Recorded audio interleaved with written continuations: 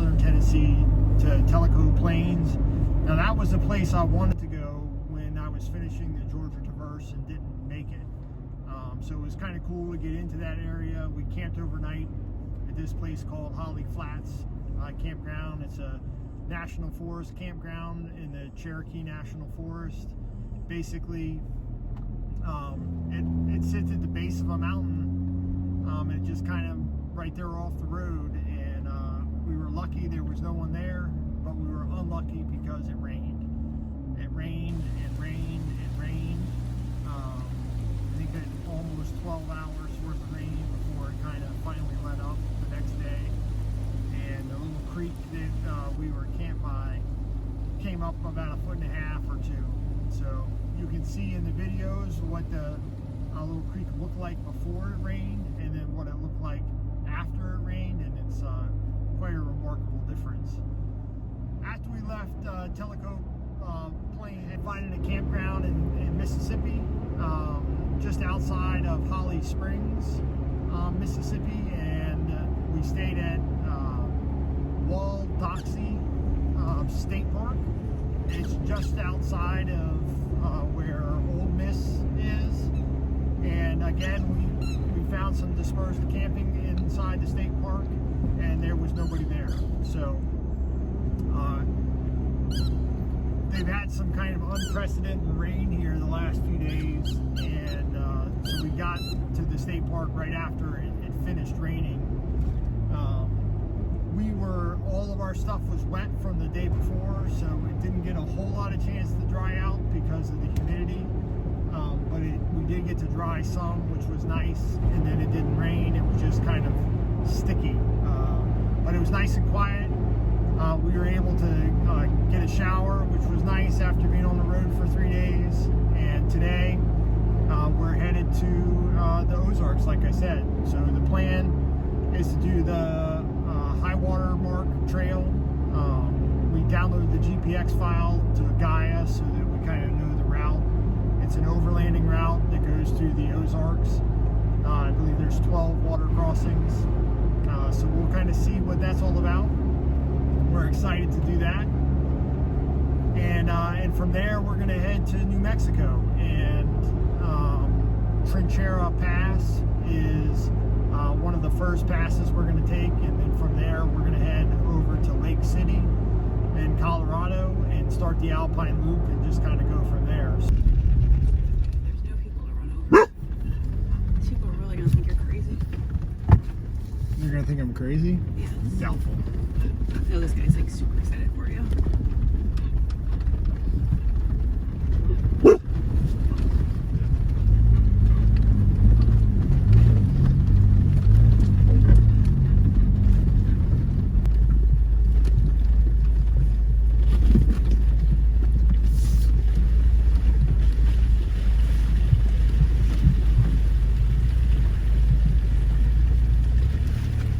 I think this is supposed to be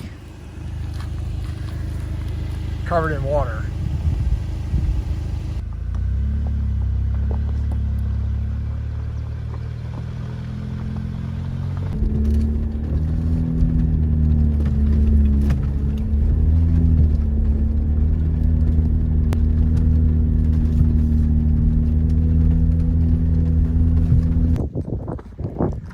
So this is pretty cool. You climb up that road,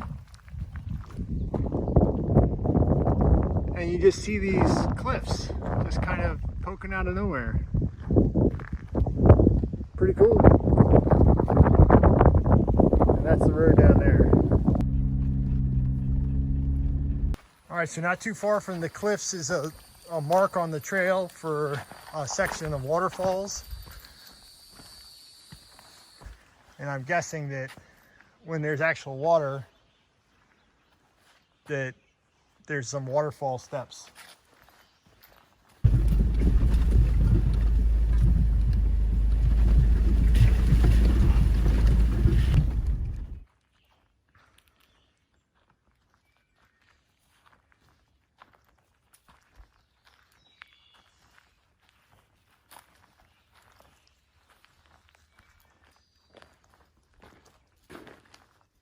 All right, we left camp and came down. You come out off of the Forest Service Road onto a hard surface road, and there's a church right there on your right as you're approaching Granny's Gap. If you air down, now would be a time to air back up, because Granny's Gap, while it's a gravel road, it's flat, and then you come out onto Route 7, and you're going to be on Route 7 for about 10 or 15 miles at highway speed. So if you air down, like we did, we aired back up, and we're back on to Forest Service Road again.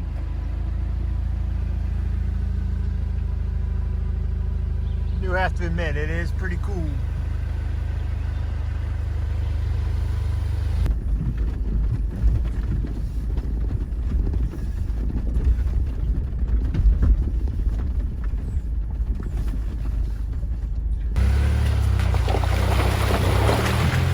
That was Page Hollow. I think that you definitely have to understand that you're basically driving over, you know, right next to the river, and it's basically round rocks everywhere. It's super tight in spaces, so just be cognizant of that if you go that route. But I think that's going to be the end of the high water mark trail for us. We have an itch to get west, and I think that the rest of the high water mark trail, from what I've seen, is a lot of just what we've done already, and we're ready to get up into the mountains and the drier, cooler air, and so I think that's what we're going to do.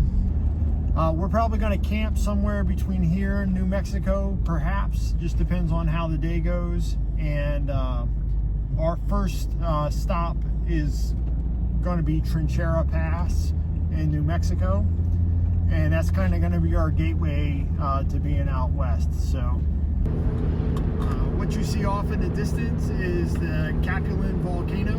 It is a national park with a visitor center and everything else. They call it the Sentinel of the Plains, as it sits at about 8,000 feet and looks out over the plains of New Mexico, Texas, Oklahoma, from where we just came. So pretty cool. We made it to Trinchera Pass. Trinchera Pass is a dirt road maintained. It's about 44 miles long and kind of winds through New Mexico into Colorado. Just the expansiveness of this plateau is insane.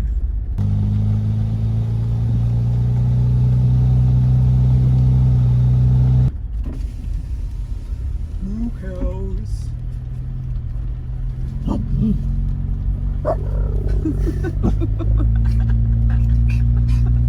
Excess in large hail, so I think that's going to pass to the east of us, though.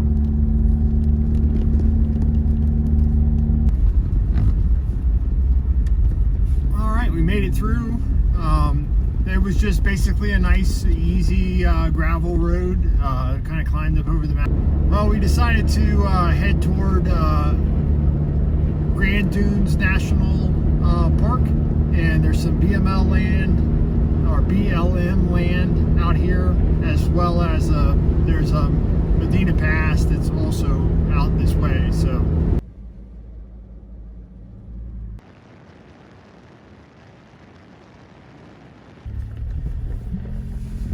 all right, this is the beginning to Medina Pass.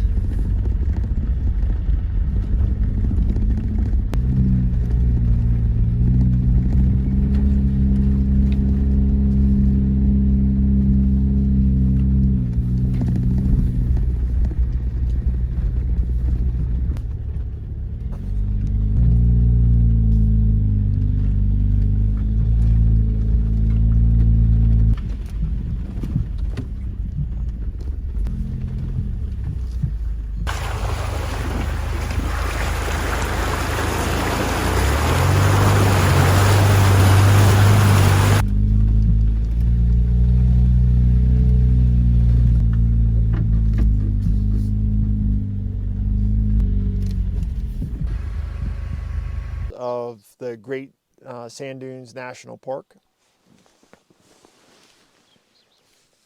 The campsite just sits nestled between this rim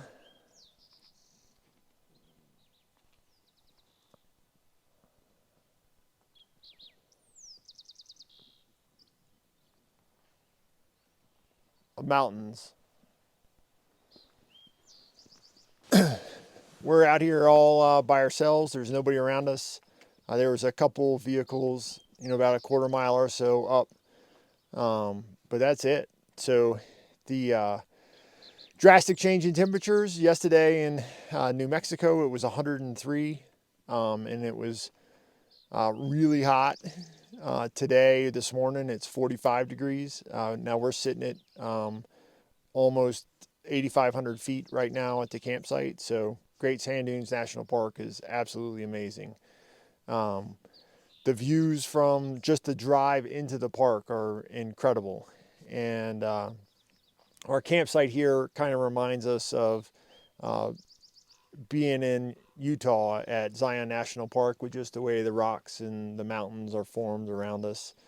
And so it's pretty cool. So we just camped last night in Great Sand Dunes National Park, right outside of the park, in one of the dispersed campsites.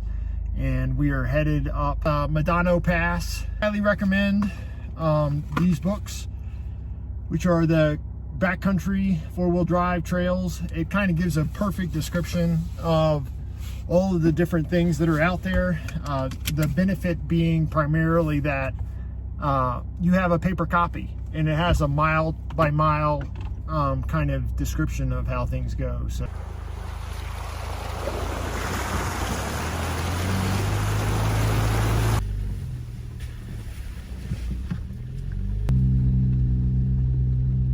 from the bottom of the trail, that is the view looking up. Pretty cool. Just the scale of things is so impressive.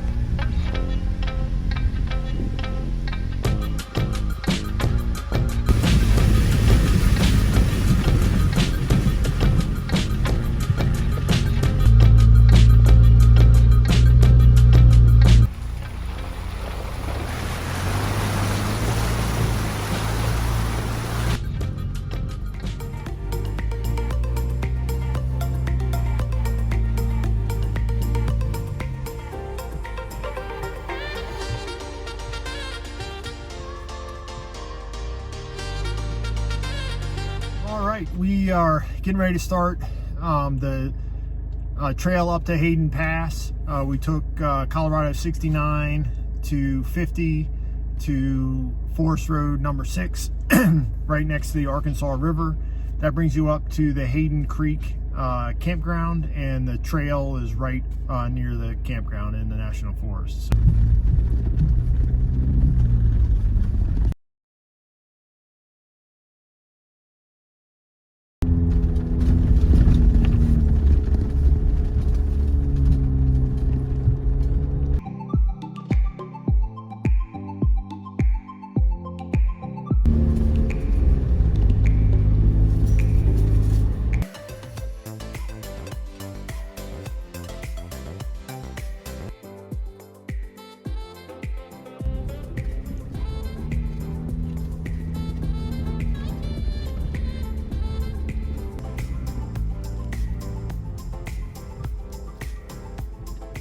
So you all can see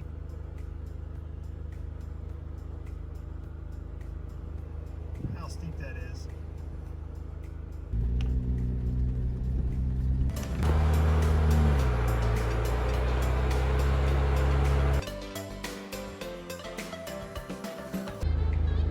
If you look down all the way in the distance, that green spot at the bottom, that's where we started.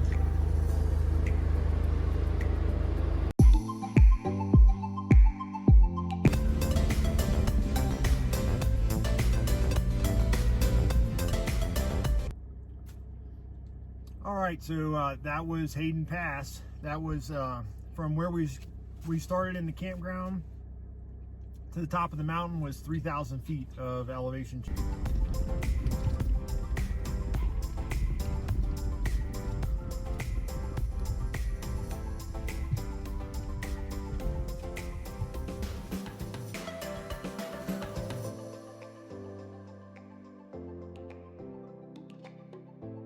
crazy to think we just drove over that.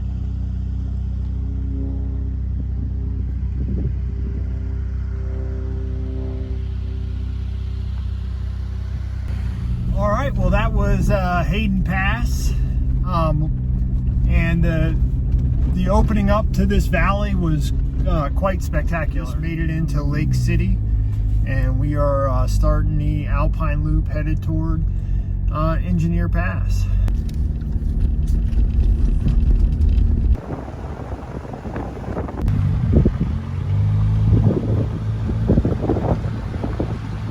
Again, like a lot of things out here in Colorado that we found so far, is the scale is impressive.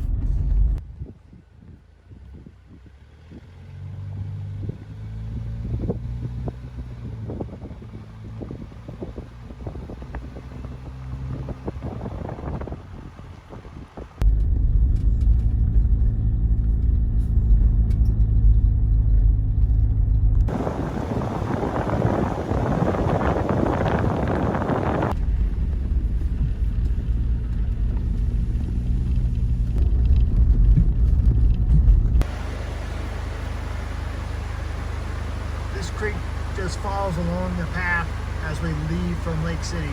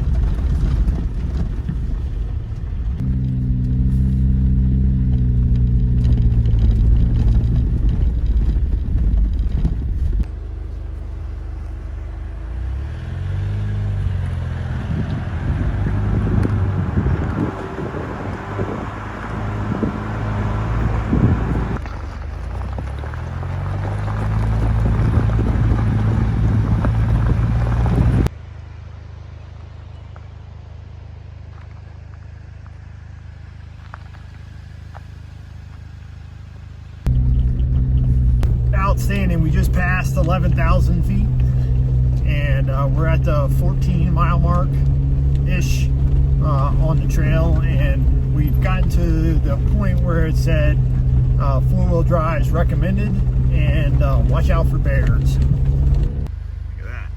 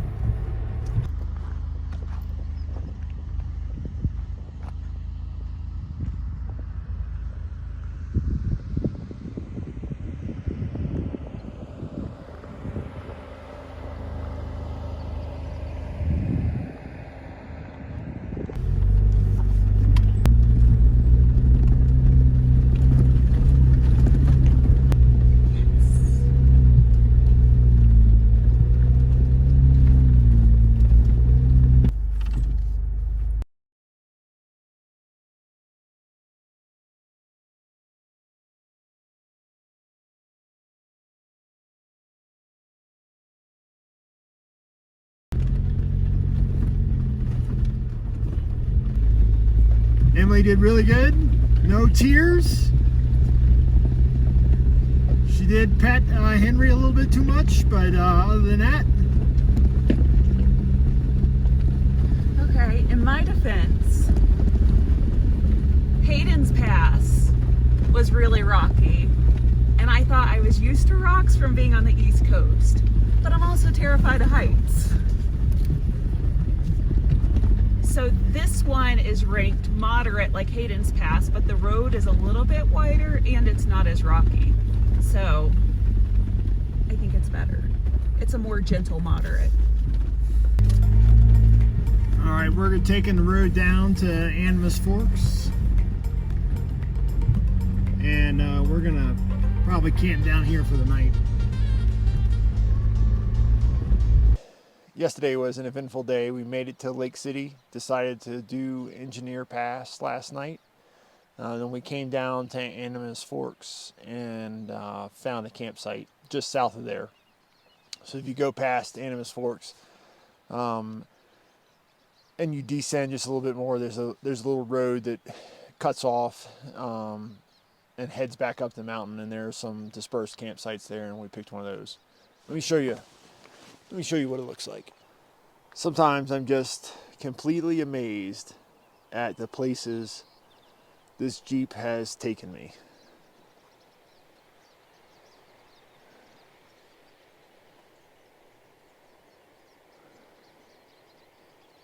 We're sitting at almost 12,000 feet right now. The Gazelle tent did great last night. It's about 40 degrees. And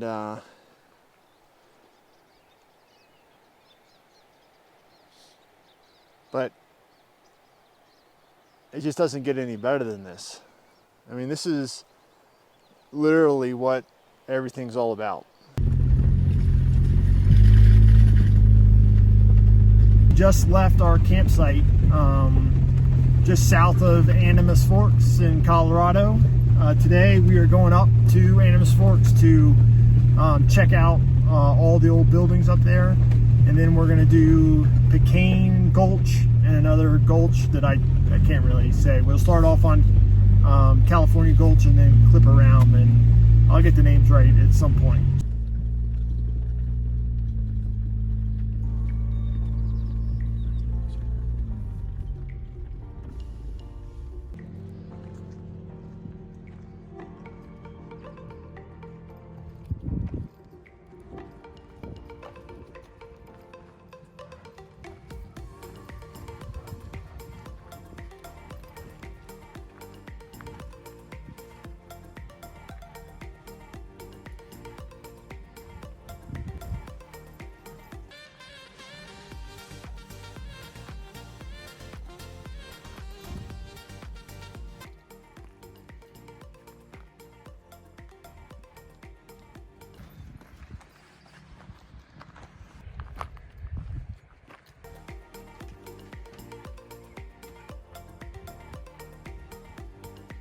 That was Animas Forks. We're gonna go down California Gulch to Pecan Gulch, and there's some mines and stuff along the way.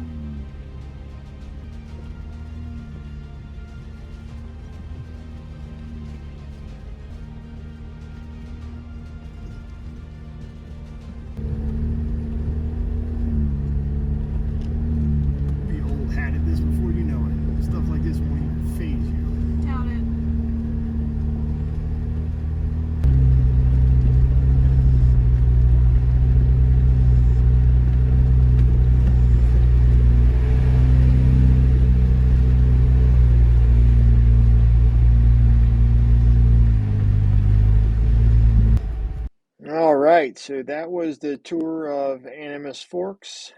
Pretty cool ghost town, mining town. This has been the trail up to California Pass. All right, we finished California Gulch and came back down from the top with some of the most beautiful panoramic views I think we've seen. So we just made the right-hand turn onto Pecan, and I guess it's Placer or Placer Gulch, and we'll take you all along for that.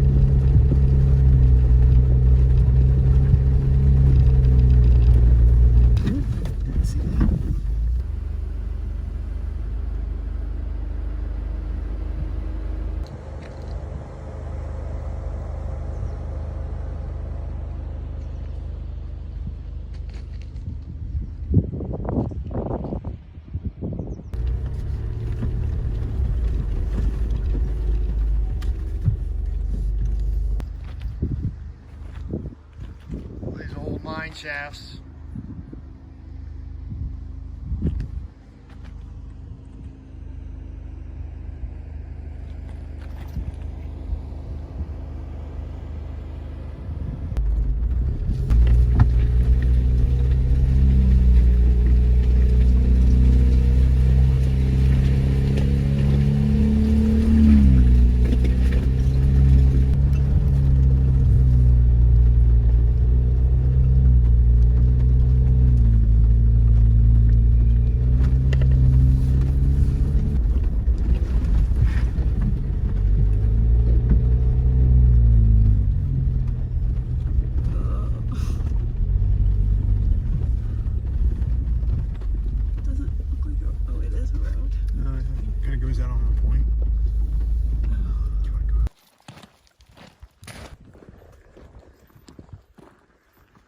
Cool little point that comes to another mountain lake.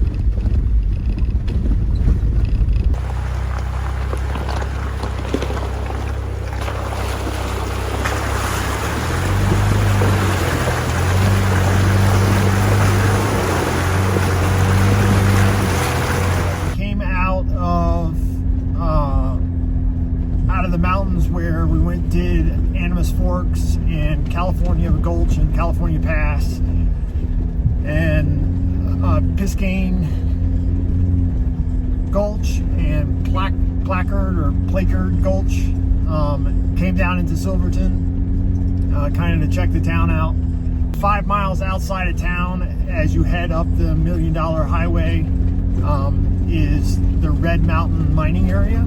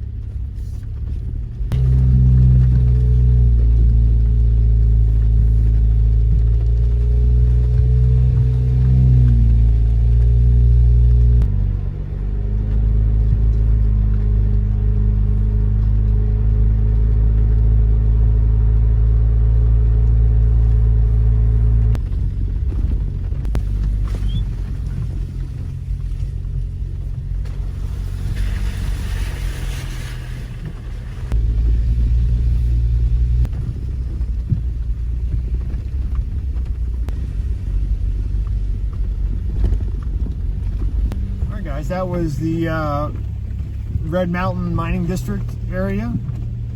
So the first part of it was really pretty, wildflowers. The second part had more of the old mines on them.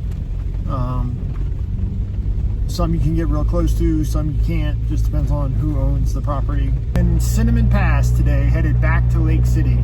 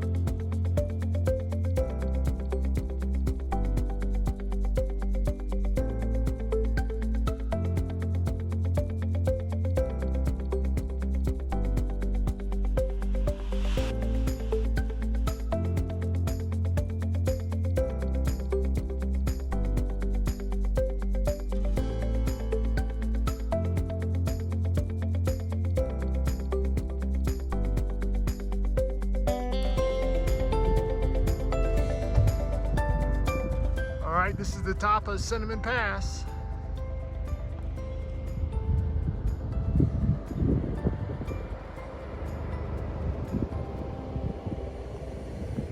All right, so that was Cinnamon Pass coming from Silverton. So we had done Engineer Pass yesterday and camped just south of Animas Forks, and we went into Silverton earlier today. Did the Red Mountain Mining Trail, which was kind of a disappointment, and then at the last minute decided to come back, finish the Alpine Loop today, so we can try and do Ophir Pass tomorrow. All right, we finished the portion of what they call Cinnamon Pass, and we're back on the basic Alpine Loop trail. We did not elect to go up the side trail to Moab Basin, just simply because it looks like there's a ton of people up there, and it's getting late in the day, and we're gonna try and find a campsite. But there is a sidebar trail that runs to the Moab Basin, which has got some different views of different things, just so you know it's there.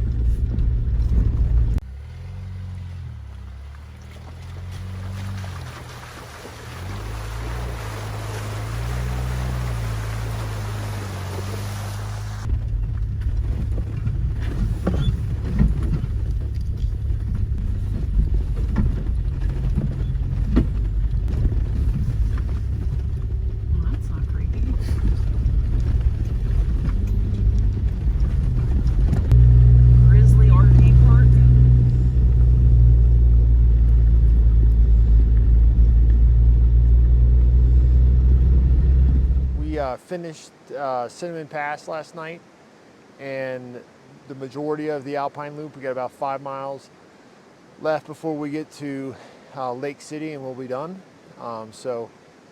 Yesterday's drive I think was much easier than the top side from Engineers Pass. I'm guessing that if you drove Cinnamon Pass from Lake City out to Animas Forks, you may have a different experience. But I think overall the trail was a little bit easier than some of the others that we've done. So it's amazing, just two different sides of the Alpine Loop. The terrain looks completely different. It's one of the cool things about being out here in Colorado. We found a campsite right next to a stream.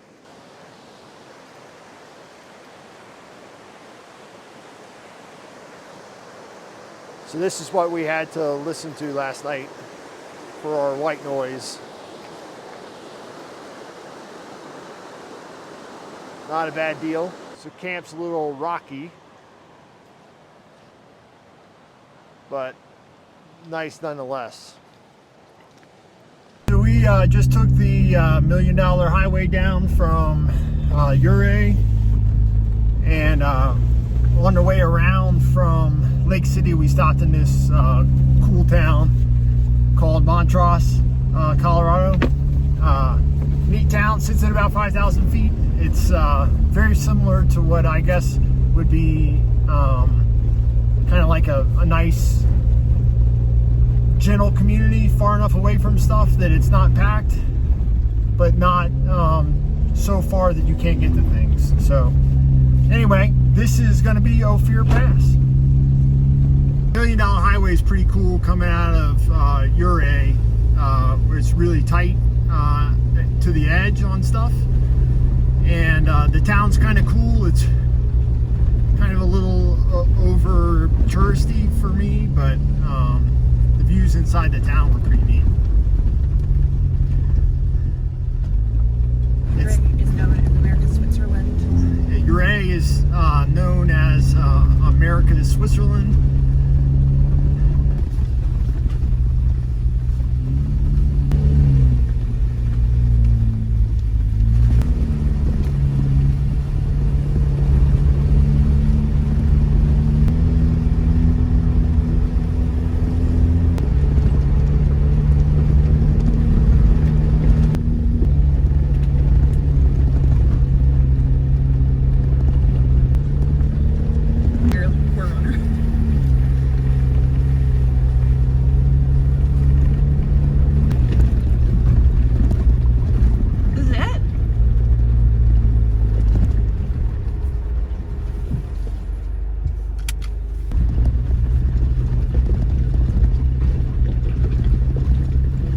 So that was Ophir Pass. It was pretty simple getting up, so I'm guessing it's going to be a little more technical going down. I think we're going to make the offshoot to Alta Lakes and see if we can't find a campsite down there.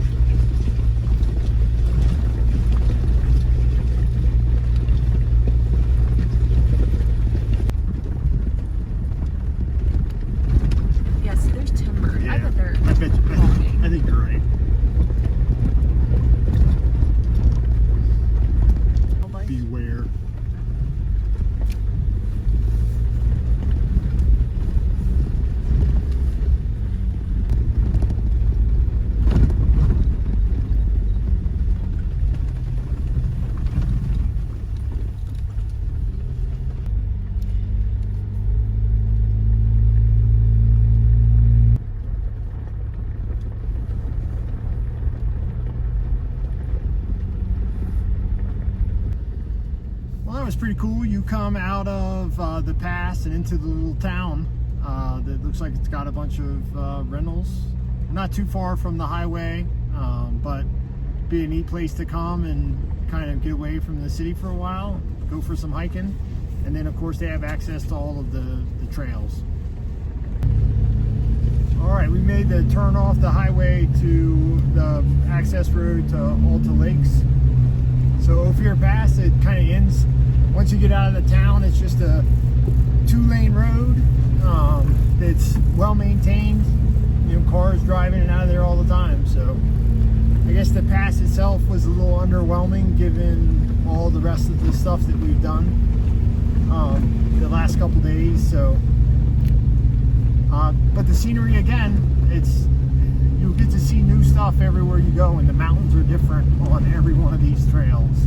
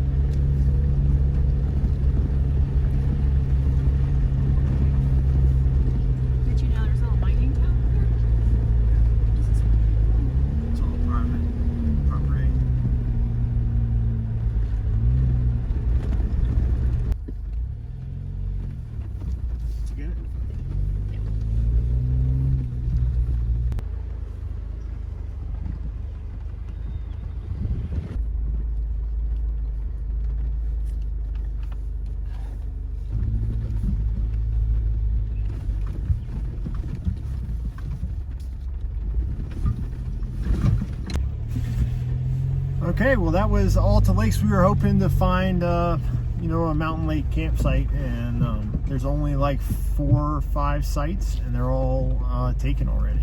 And all of what I'm guessing used to be campsites, they're all blocked off. So, and it's really a big like parking lot with some campsites, so it's very communal. Which I guess if that's what you want. That's cool, but so we are in search for a place to camp.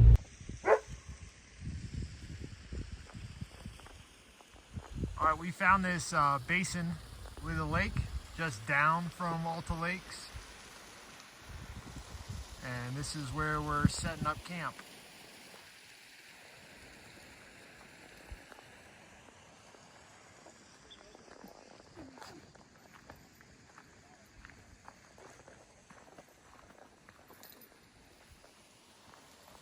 Morning. We found this awesome campsite last night at King Basin. We had come out of Alta Lakes and was really disappointed with that. Found a side road that took us to this place. And let me show you what that looks like. You kind of come up through a narrow little rock.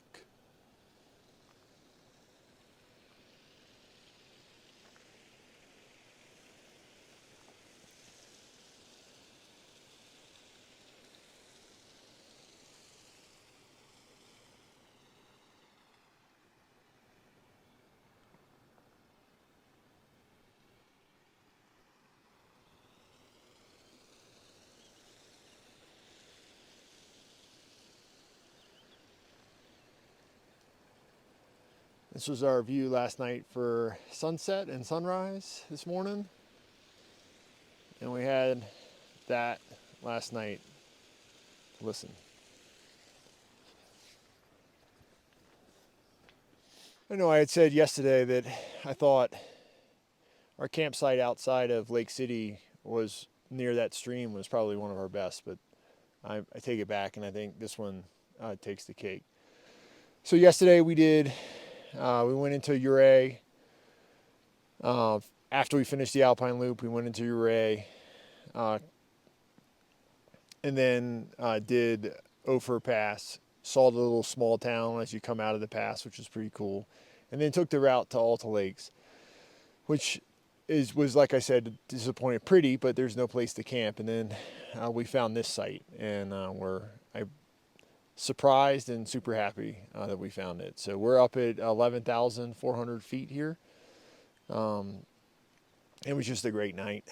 So we just left our campsite from Gold King Basin, just above Alta Lakes. So we did Ophir Pass yesterday, and Imogene Pass just opened up. So it had been closed from the town of Tomboy up to the top from the Telluride side. And they just opened it up. So we are going into Telluride this morning, and then we'll do Imogene Pass probably around lunchtime. And then our goal is to head to Moab. So we've been in Colorado for 4 nights, yeah, something like that. And so we're going to head to Moab and the southern Utah area and spend the rest of our trip over there.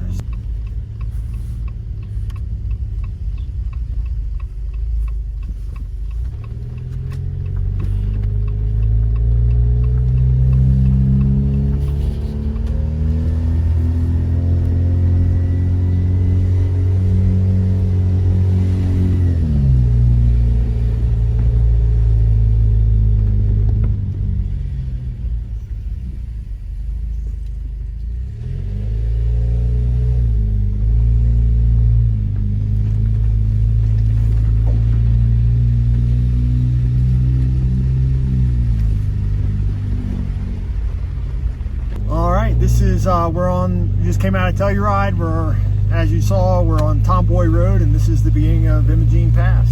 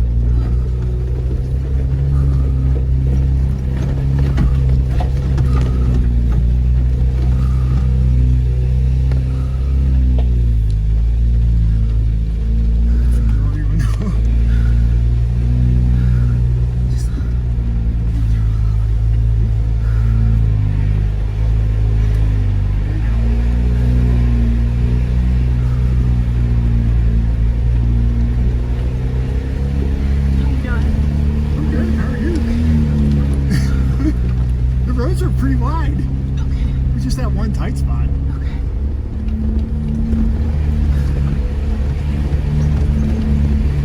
They're so wide, like they're doing gradient? Yeah. Okay.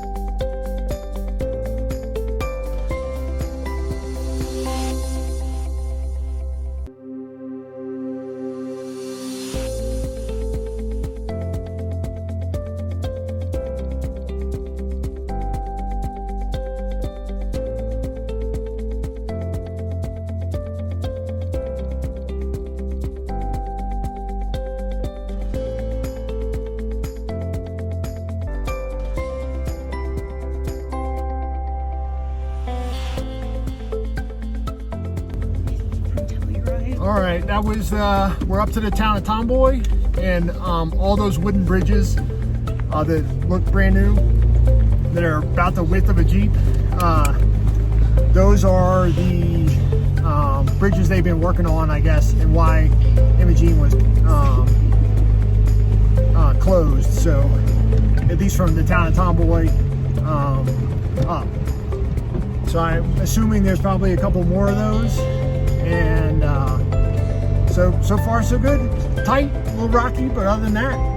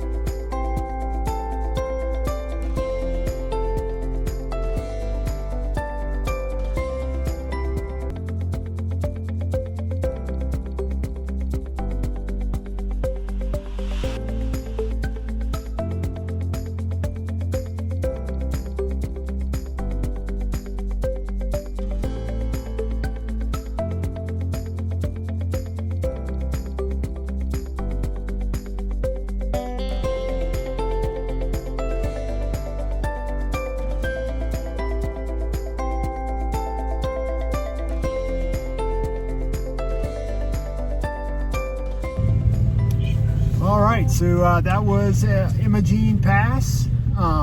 We climbed almost 5,000 feet from Telluride to get up here. So Emily cried only once. Almost cried. Almost cried. Shaky cried. Shaky cried. Thought she was going to throw up. Don't do it if you're afraid of heights. Don't recommend. So pretty cool. So we will head back down into Ouray and then make our way to Utah. Dan owes me a t-shirt. So pretty neat stuff. I tell you, these passes are not hard to drive, but they're just it's just a cool deal. So encourage you to get out and just take a look.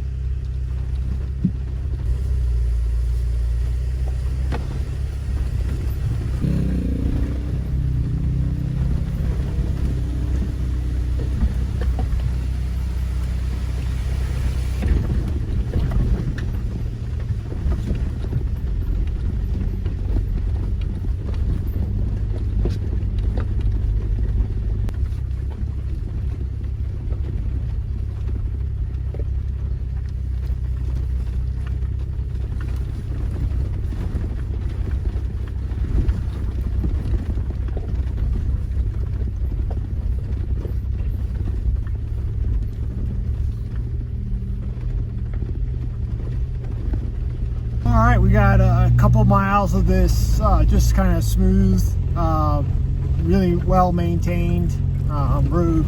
So once you come off of the Imogene Pass through Camp Bird Mine, which is what we just drove through, you're pretty much done. And we just got a kind of a hard pack road left to go. So The backside of Imogene Pass coming from Telluride is super scenic.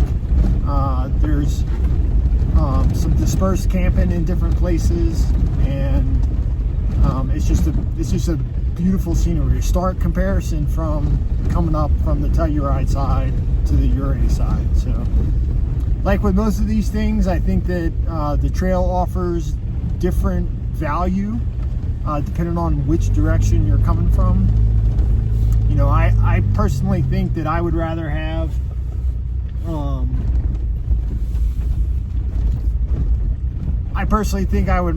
the wider areas to descend and meet traffic rather than have to do it on the 100% shelf road running into Telluride.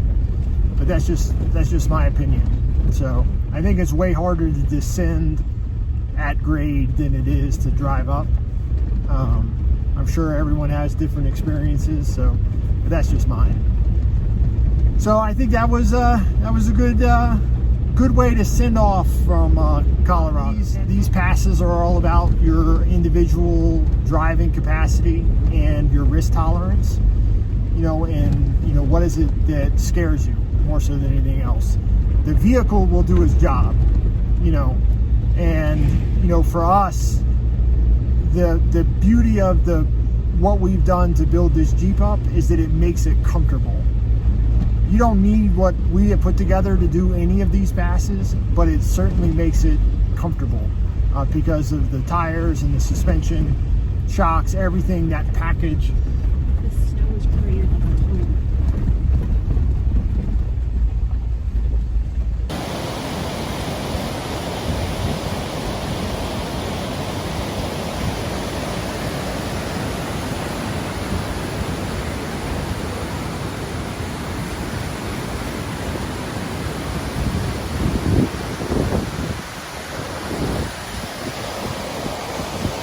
Looks like the snowpack had packed into the canyon, and as the snow melt, the water made a little snow tunnel underneath it as it's kind of eroded from the winter time. So always something cool to see out here.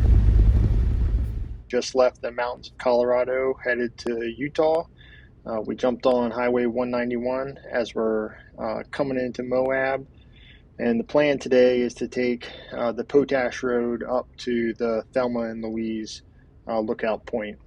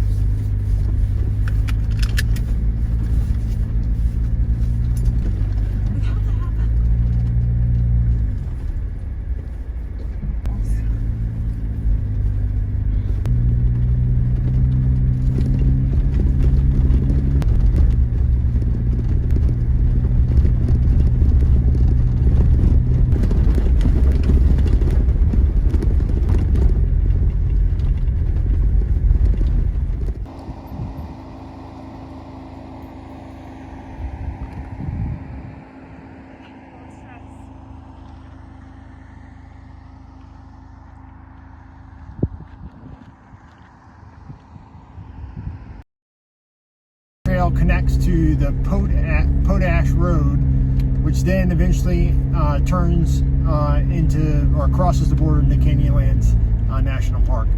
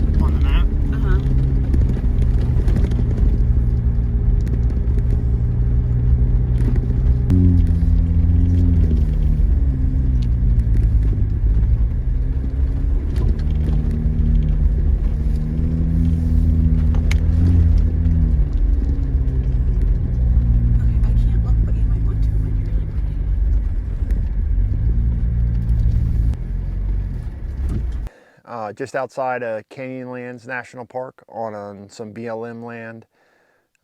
Yesterday was a great day. We finished our time in Colorado, completed Imogene Pass, and then headed on to Moab. And then we got here earlier than we thought we would, so we decided to try and do one of the trails. And so we did the Potash Road and the Schaefer Switchbacks, which takes you by the Colorado River. You go by a potash evaporation operation, and then it carries you on some BLM land that I thought we were going to be able to camp on, but it's a day use only. And then that brought us into Canyonlands National Park, and you know, we did the Schaefer Switchbacks coming back into the park. So the scenery is just absolutely beautiful. We did like the overlook at where Thelma and Louise, I guess, was filmed, and that was really cool. But it's just amazing. Yesterday we camped at around 12,000 feet, and it was 55 degrees. When we got here to Moab yesterday, it was 104. But last night it got down to 70 with like 20% humidity, so it was actually nice and cool. And we're kind of in a spot all to ourselves, and it's been a really great. Hope you packed up camp outside of Canyonlands National Park on some BLM land. And today we're gonna do a series of trails, just basically staying on BLM land. We're gonna do Spring Canyon, and we're gonna make our way all the way up to Crystal Geyser. I get on out bed bugs. Smell out bark rats. That's not creepy, the big crow breeding us.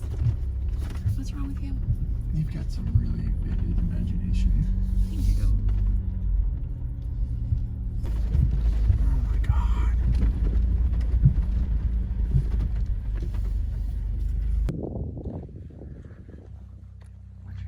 The video just doesn't do it justice.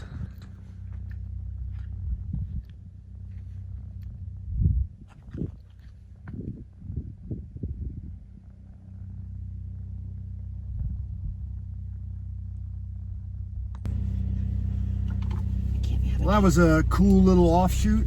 I insist that sometimes the best views and the best sights are not on an advertised trail. So when you get out, especially in places like here in Utah, Colorado, explore some. Get off the beaten path a little bit, because you might just find a view that's just like that you can drive right up to.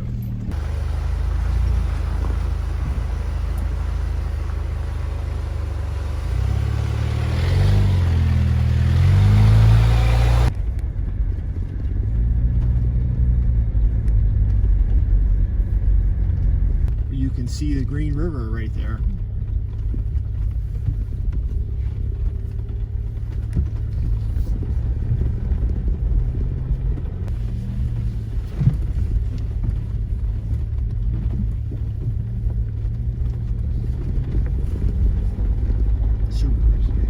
Huh? Do it in the Subaru. Okay.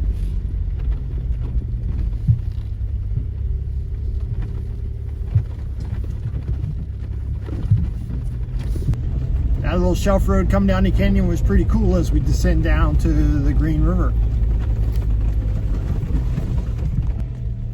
All right, we just came to, in that intersection, you can take the White Rim Trail back into Canyonlands National Park. Again, if you have no dogs.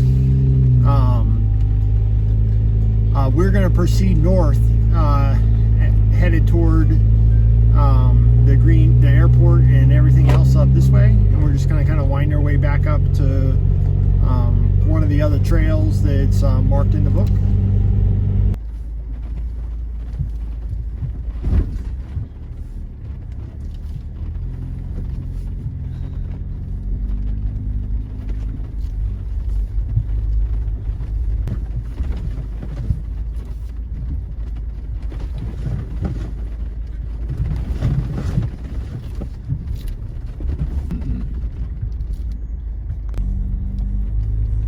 right, we made it to the Dennis Julian inscription, which was kind of something unexpected.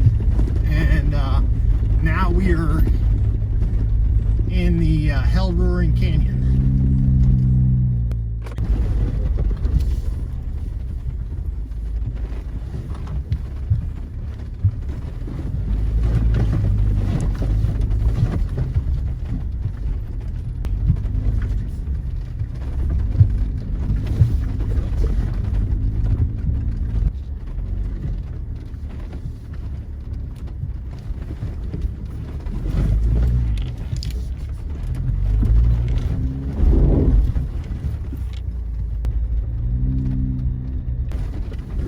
As far as what we're calling like a little table rock, and I'll show you the picture of that, and then we turn around. It looked like, you know, as the trail went up into the canyon even further than where we were at, that it was going to become progressively more challenging and we were getting more and more remote. So we decided to double back. And I told you, I'm a mountain man. Get me out of the desert. On our way to the Geyser, we decided to take Rainbow Terrace trail. So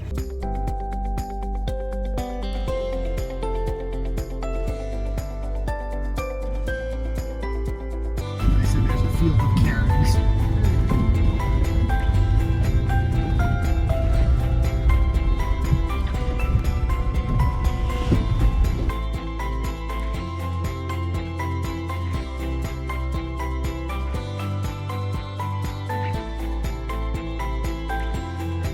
All right, as we came to this section of the trail, we start to see some white markings, and they're little arrows that help kind of mark the path as you go through things.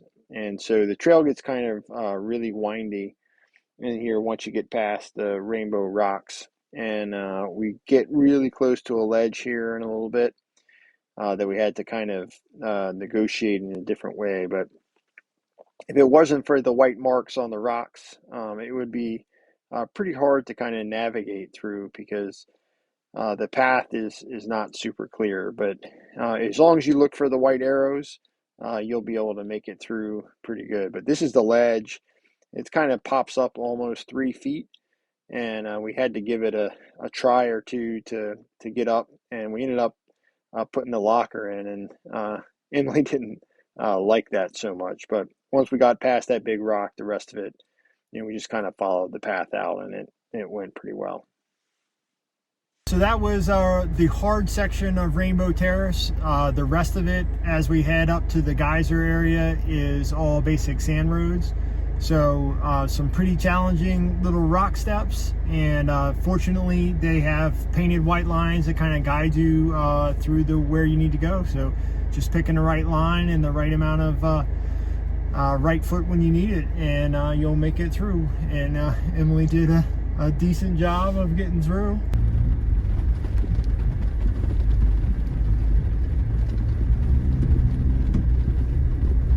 We kind of wrapped up yesterday with the Crystal Geyser, which kind of ended up just being a lot of trails through the middle of nowhere. And we got to the Geyser, and it was just there, nothing happening, water just barely percolating up out of the ground, and it was hot, 105 degrees. And so we ended up getting on some BLM land and running into Arches National Park, and then we stayed there last night, and that was pretty cool. So we'll show you some video and some pictures of Arches. So today we're going to do a couple trails. We're going to do Fisher Towers and Onion Creek as we start making our way back east to get out of the heat and get up in elevation some.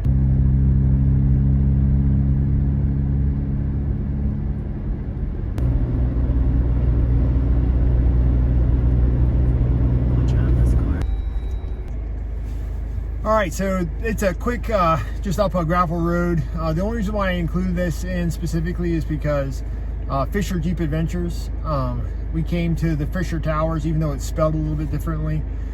I just want to let you guys know the reason why it's called Fisher Jeep Adventures is for my grandfather. His last name was Fisher, and it's spelled Fischer. It's my son's middle name. My granddad meant the world to me, so much that I gave my son, you know, part of his last name. And we found that there was a thing called the Fisher Towers in Utah, and so it was one of the last stops that we wanted to make, just kind of not necessarily perfectly spelled correctly, but you know, this site is iconic just like he was to me, so that's why we're doing this. So we're off to Onion Creek, which, like I said, my grandfather was the source of kind of adventure and exploration for me as a kid, as it's something that he believed in, and so I've taken that and tried to pass it on to my son, and hence the name of our channel, Fisher Jeep Adventures. So here is Onion Creek.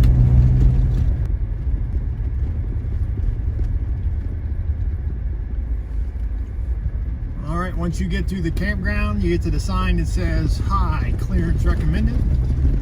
The trail actually starts.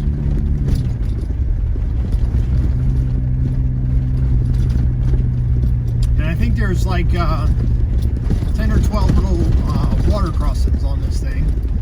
So the creek actually looks like it has some water draining out of it, so we might actually get to drive through some water today.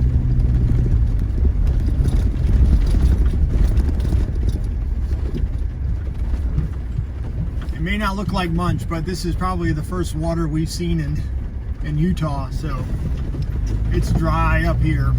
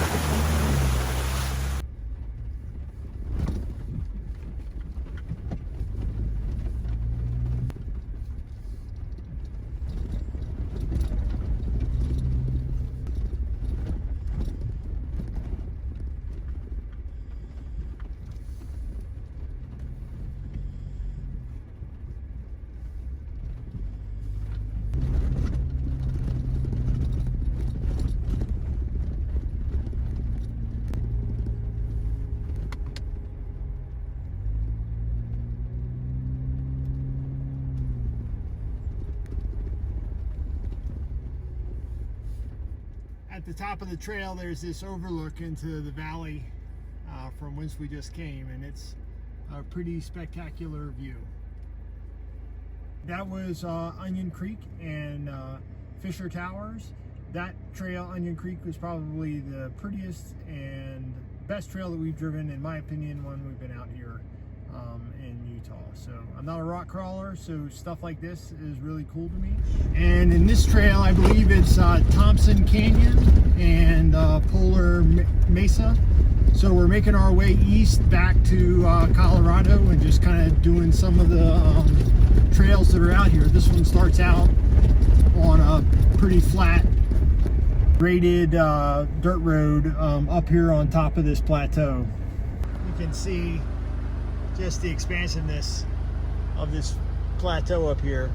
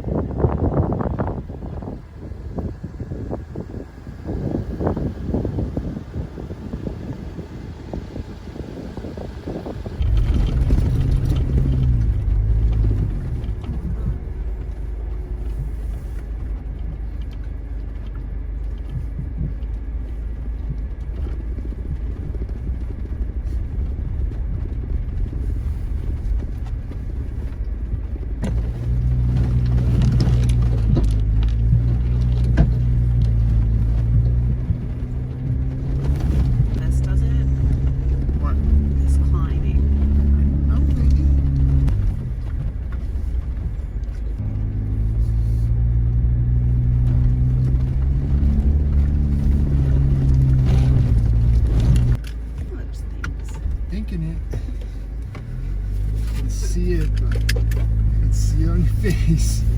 My little armpit. Whoa. Yeah, thank you. We made camp last night just outside of Grand Junction, Colorado. We're up amongst the Aspens again. It's a nice 55 degrees. We're up around 9,000 feet. Stark contrast from yesterday when we woke up. It was 82 degrees and just still hot. So it's nice to be back up in the mountains. Yesterday we finished up Thompson Creek, and hope you guys enjoyed that video. This is the last of the series of our trip. From a trail standpoint, as we're headed east. So we'll head east today from Grand Junction and kind of figure out, what our path is going to be back, headed back to Virginia. So it's been a great trip. We've had a good time. After leaving our campsite, right outside the Divide Forks campground,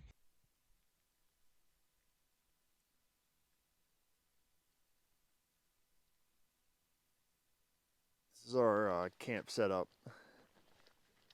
We're kind of in a flat area, just on the top of a ridge line,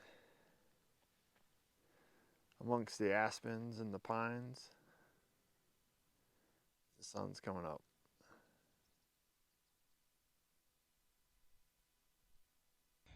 We drove down into Grand Junction, Colorado, and from there we started our official trip east, back to Richmond. On the way we stopped in this cool little town called Frisco in Colorado, and liked it so much after walking around town, we decided to stay outside of there near the Dillon Reservoir in Dillon, Colorado.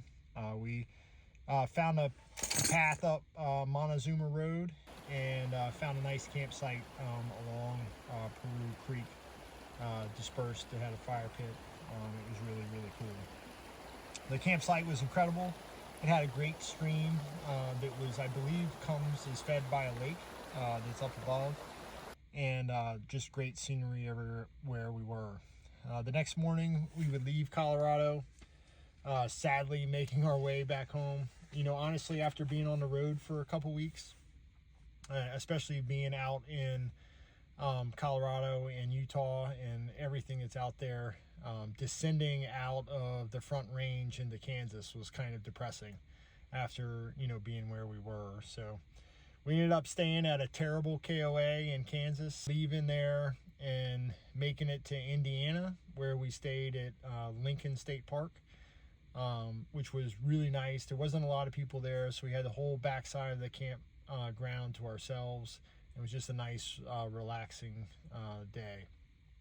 That next morning, we got back up and decided to do a little bit of the Kentucky Bourbon Tour.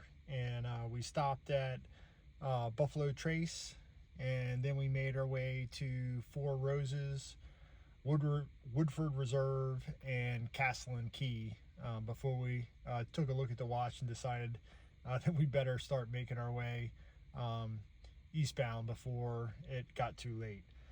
And all in all, we traveled about 5,400 miles. 1,000 of that we traveled off-road. We drove through 17 states, stayed in 3 national parks, crossed 8 mountain passes, 3 of which were Jeep Badge of Honor trails. We had 14 different campsites and 2 weeks of a grand adventure we'll never forget.